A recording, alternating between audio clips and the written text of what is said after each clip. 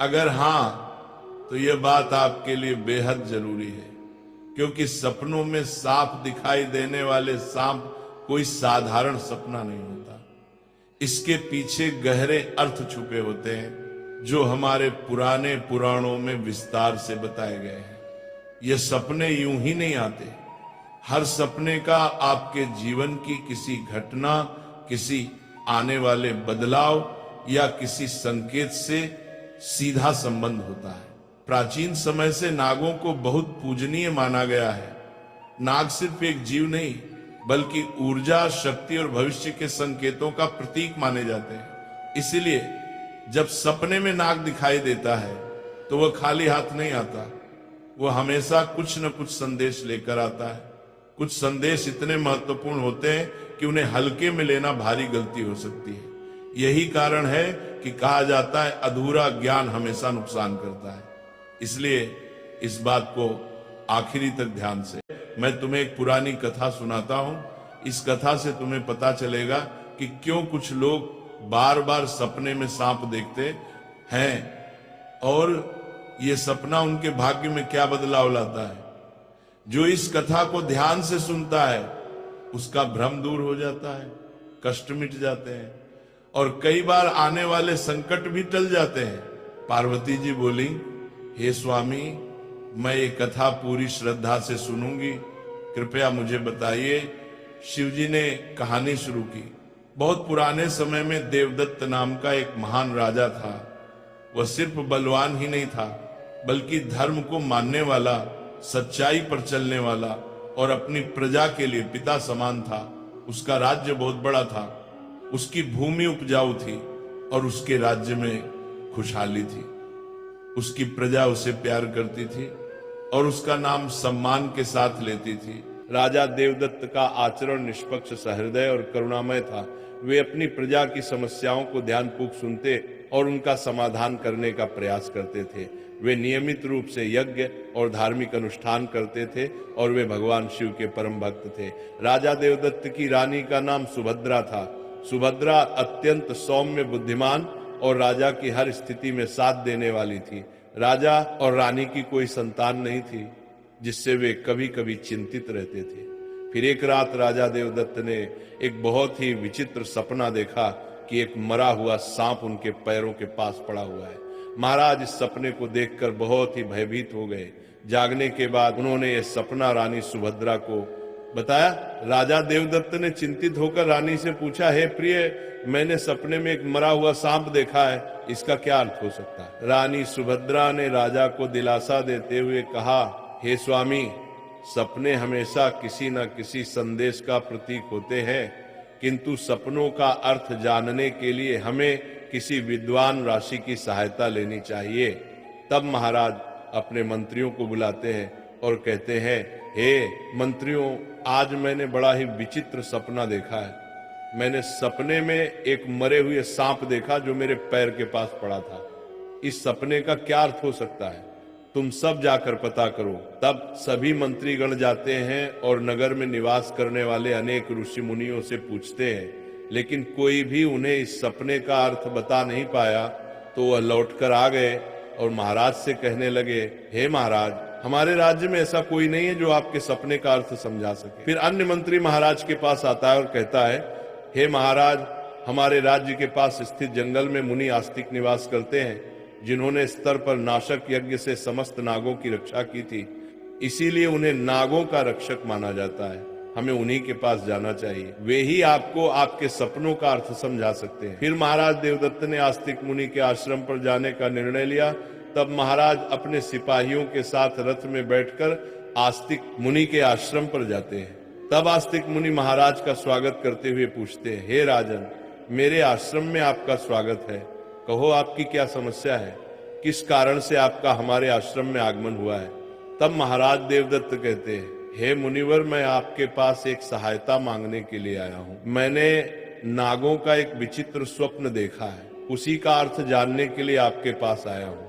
आस्तिक मुनि कहते हैं, हे राजन, आपने सर्पों के विषय में जो भी स्वप्न देखा है, वो ऐसा ही सांप का और एक सपना आया। उस सपने में राजा देवदत्त ने देखा कि वो एक बड़े सांप को पकड़ रहे हैं। जागने के बाद राजा ने तुरंत आस्तिक मुनि के पास जाकर पूछा, हे मुनिवर, मैंने सपने में देखा कि मैं एक बड़े सांप को पकड़ रहा हूं, इसका क्या अर्थ है? आस्तिक मुनि ने कहा, हे राजन, अगर आप सपने में सांप को पकड़ते हुए देखते हैं तो यह भी एक शुभ संकेत होता है। यह दर्शाता है कि आप भविष्य में अपनी मेहनत से धन संपत्ति प्राप्त करेंगे और उसे सही तरीके से इस्तेमाल करेंगे। कुछ दिनों बाद राजा ने एक बड़े युद्ध में विजय प्राप्त की और राज्य की संपत्ति में वृद्धि हुई। राजा देवदत्त का तीसरा सपना। एक अन्य रात राजा देवदत्त ने सपने में देखा कि एक सांप उड़ता हुआ दिखाई दे रहा है।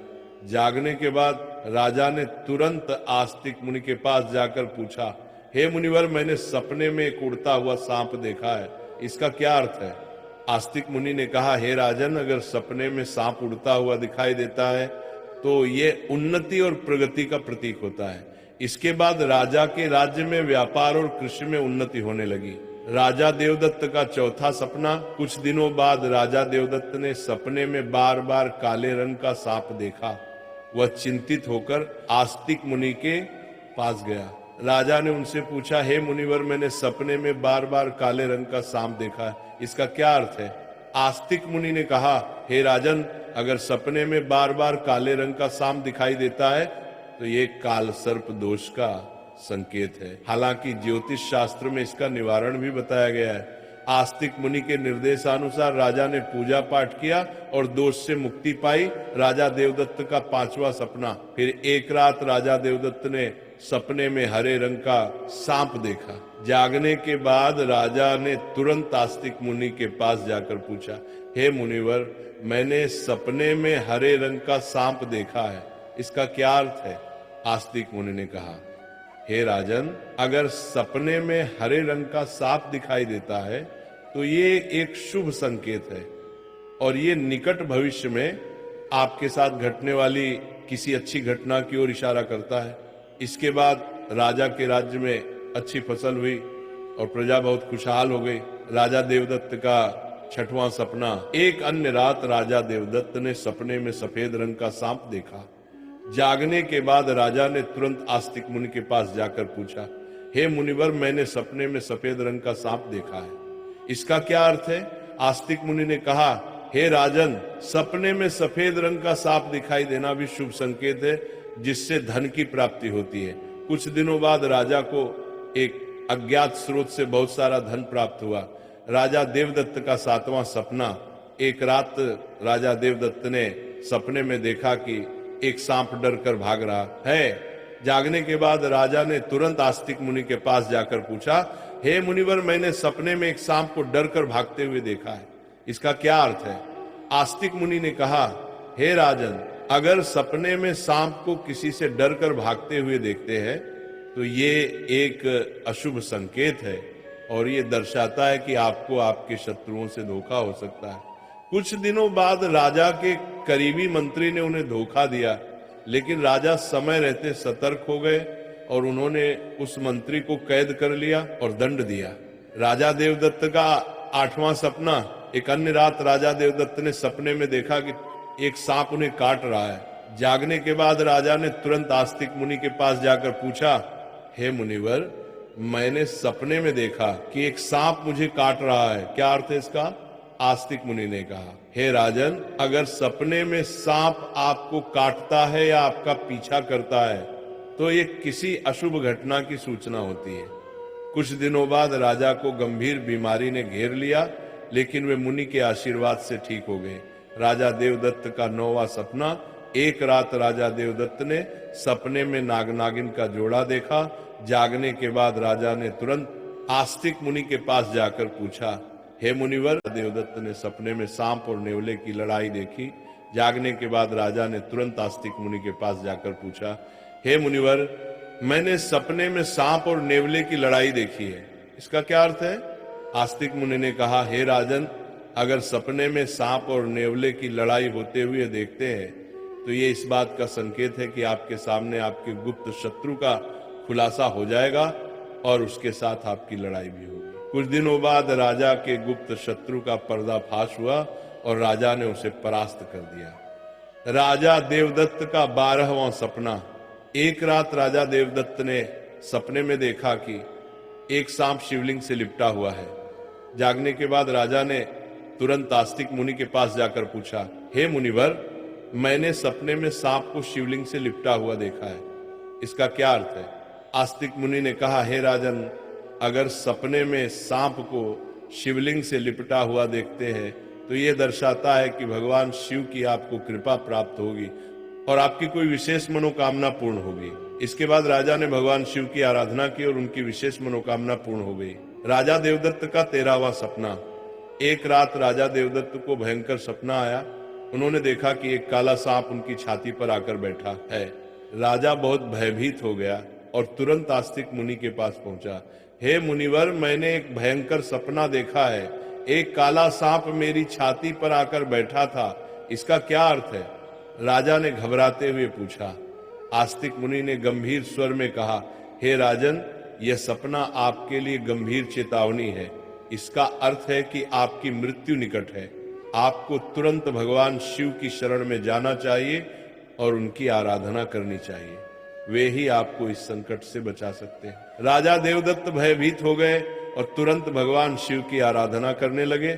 उसने कठोर तपस्या की और भगवान शिव को प्रसन्न करने के लिए अनेक यज्ञ और अनुष्ठान किए। भगवान शिव राजा देवदत्त की भक्ति और तपस्या से प्रसन्न हो गए और उन्होंने प्रकट होकर कहा, हे राजन, मैं तुम्हारी भक्ति और तपस्या से प्रसन्न हूं।